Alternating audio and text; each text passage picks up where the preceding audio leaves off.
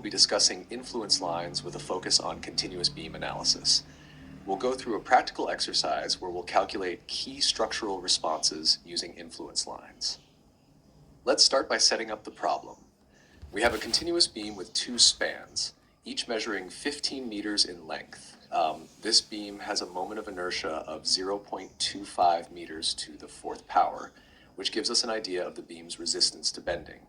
Additionally, the beam's material has a Young's modulus of 33 gigapascals. This property tells us how stiff the material is, how much it will stretch or compress under load. For this exercise, we're going to calculate two things using influence lines. First, we'll determine the moment at the intermediate support, which we'll call support 2. This moment is crucial because it indicates the internal forces that could lead to bending or rotation at this support. Next, we'll calculate the reaction at support 1. The reaction is the force exerted by the support to keep the beam in equilibrium, preventing it from collapsing or lifting off the support. Now let's take a look at the structure we're working with.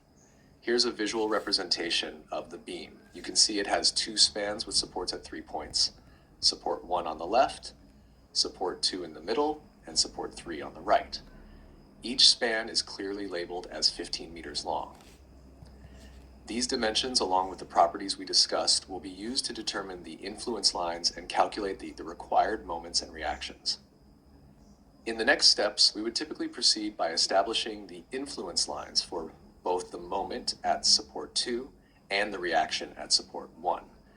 These influence lines will help us understand how the beam behaves under varying loads and to identify the most critical points for design and analysis.